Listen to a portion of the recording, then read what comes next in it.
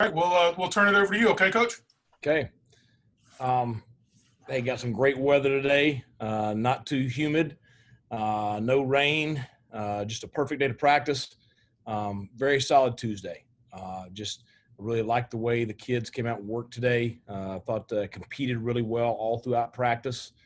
We talked about, before practice today and also after practice today, you hear all these people talk about the process. Your Coach Saban talk about it a lot. I've talked about it. What's the process? The process is going out each day and giving just incredible effort, pushing yourself to be the best, focused, working to compete, doing that every single day. Then, doing the things you got to do nutritionally, taking care of your body, getting a good night's sleep, then come back the next day and do it again, and then do it again and do it again and do it again. And the guys that can stack positive days on top of positive days and really focused on taking care of their body and developing themselves, those are the guys that you see developing throughout the process. And I thought today was a great example. Now we got to come back tomorrow and stack another positive day on top of it. So were there mistakes? Absolutely. There's tons of mistakes each and every day, but effort, attitude was very solid. And that if you get that every day, you're going to improve. Okay, we'll open up the questions for Coach Houston.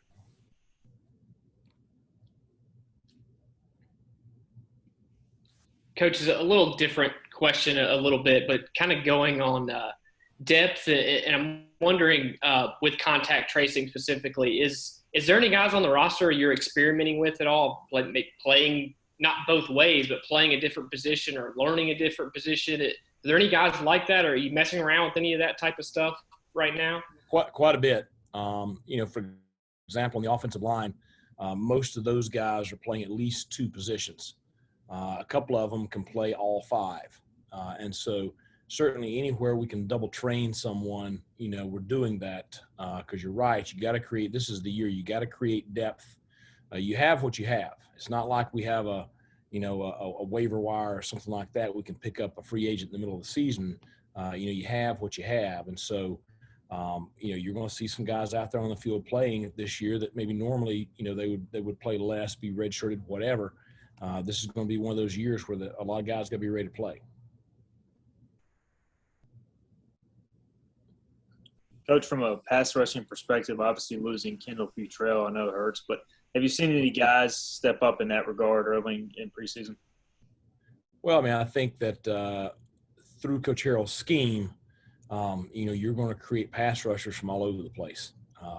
It's one thing Coach Kirkpatrick has commented on is, he's seen everything he's probably going to see all year already in preseason camp. So, Rick DeBrayu, I think, is having a very solid camp, and he's a guy that, he's pretty quick twitch, pretty athletic. And so that's a guy that's, stood out, to a degree there. I think some of the young kids, Jason Romero, Kareem Stinson, very athletic, really good speed off the edge.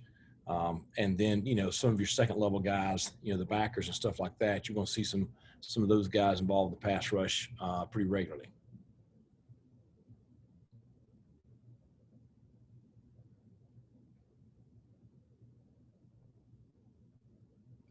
From a conditioning standpoint at this point through camp, Coach, where do you guys feel like you are? I know it's not where you want to be, but do you feel like you're getting there at least? We're getting there. I do think the guys are pushing themselves and practicing themselves into shape. But, we're a whole lot better off right now than we were a couple of weeks ago. And, the ones that miss some time, no matter what the reason, whether it's medically or if, they're quarantined or something like that, those are the guys that you see that struggle a little bit when they come back. And that shows you really where the rest of them are. But, we're getting there. You can't replace 4 months with Big John and the staff, but we're in much better shape right now than we were. Coach, as far as COVID-19, with UNC having to go to online classes, you got to be proud of your guys where things have been pretty well so far with the team. I know condition-wise and also with having this new wrinkle of dealing with COVID-19.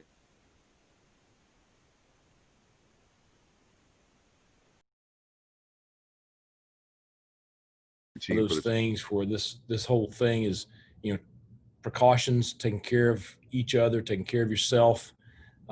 But there's also, in my opinion, a little bit of luck involved too. It's you got to try to mitigate the risk factors as much as you can. And, our kids have done a good job with that. It's just got to, hopefully it continues. You discussed earlier when it first kind of started in July, having a little bit of an issue. What do you think the players learned from just seeing how that does work when it's happening? Well, I think, they learned this thing's pretty serious. It's real. It's one of those things, just like anything else. You don't believe it's real serious until it happens to you. And then, when we start having those problems that we had back in July, I do think it woke everybody up. I think pausing the workouts for a week back in July really kind of rattled everybody. Hey, we got to get our stuff together. And I think they've done a much better job since then. So I think it also shows just they want to play. So they're doing the things they got to do in order to give themselves that opportunity. Coach, you've expressed that you've made some progress offensively. What are some of your focuses of concern at this point? Well, I feel good about our personnel. There's one or two spots where I'm a little worried about the depth. The biggest thing is just getting everybody on the same page. We've had a couple of guys out. We got everybody back. Just getting them, gelling together and meshing together is the biggest concern right now on that side. Certainly, the playmakers, they showed up last Friday. I'd like to see them show up again this Friday, the consistency factor. I think that's another important factor. On defense with Coach Harrell, have you had any conversations lately, or do you have a sense of where he's at on a comfort level, even compared to the spring or the start of camp? Where's your sense with him at this point? Well, I think, one, the kids are having a lot of fun. I think he's done a great job re-energizing that group. They play with a lot of emotion. They play really, really hard. You can see the confidence that they're gaining daily. So I think, with each day that goes by, he and the kids are feeling more and more comfortable. It's still, you're 15 practices into a brand new system. So there's still a long ways to go. But every single day, you see improvement there with that. This is our first time talking to you since Friday in the scrimmage. So when you reviewed the tape, did anything extra jump out to you from scrimmage 1 to scrimmage 2? I think just how, in scrimmage 1, we talked about, the offense really didn't give itself a chance between turnovers, penalties, and, protections, just didn't give themselves a chance. I thought that last Friday, virtually no turnovers, one late in the scrimmage, only giving up 1 sack. They eliminated the negative plays that hurt them. Third down, really stood out where we made some critical plays on third down to keep drives going. But then defensively, you look at it and how close the defensive guys were to, making the play or getting a stop. It was such a competitive scrimmage, and you come out of it feeling, well, you know what? You didn't play as bad defensively as just, the offense made some critical plays, which I'm glad to see that.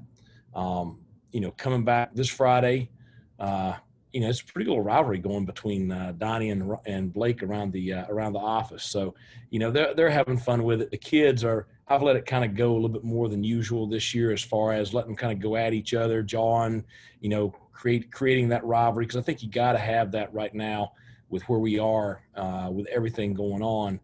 You got to have that to keep the energy up at practice. So, that's what I want to see. I want to see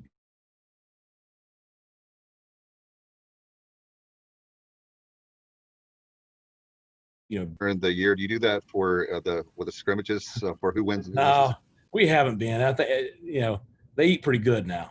It's not like they're starving. The training table meal is better than anything I had in college.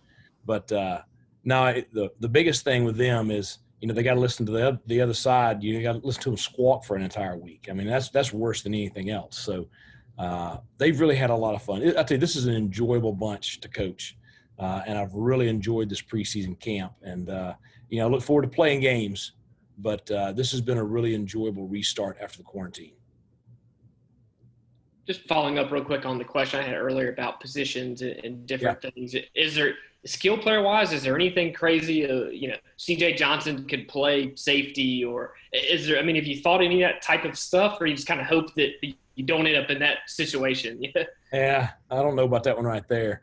I know everybody out there is fighting over Jeremy Lewis. Coach Harrell's trying to recruit him every single day over the defensive side, but I don't think Coach Mines is going to let go of him anytime soon.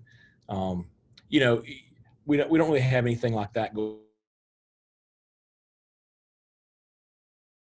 on. We do have a guy that plays field safety, Buck, and Sam. They're learning all three positions to create that depth there. The receivers, Blake, for the most part, can play any of the slot or outside receiver spots. Really Audie can also. So there's a lot of, learning another spot that's similar to yours that's going on, to develop that stuff. Now, Tajee Hudson, he could probably play, any stand-up position on either side of the football. He's just got to learn it.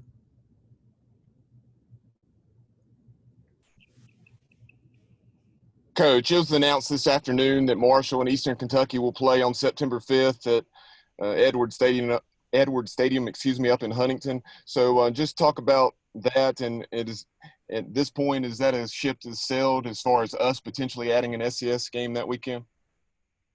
I don't know. That one's above my pay grade. So I've petitioned for what I wanted, but there's so many factors to consider with that stuff.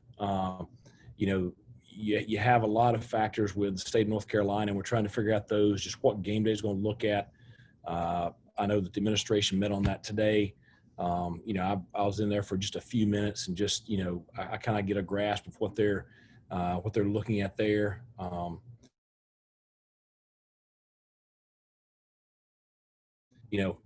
If we can find the right situation, I would be in favor of it, but there's just so many factors, that go into, can you schedule a game on September 5th?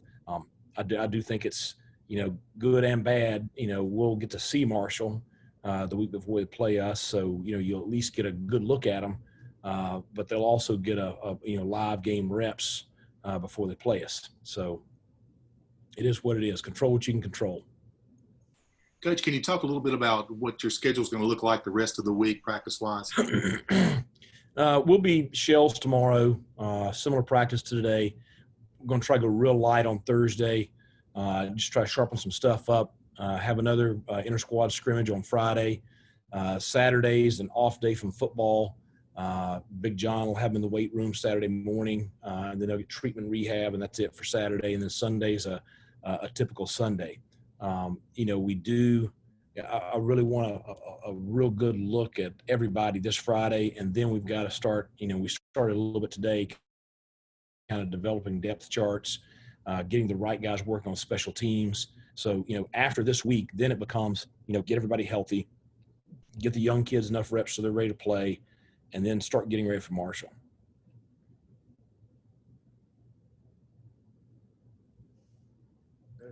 Are there any other questions for Coach Houston? All right. Nice T-shirt, Igo. Yeah. See you guys. You enjoy it. See ya. Bye.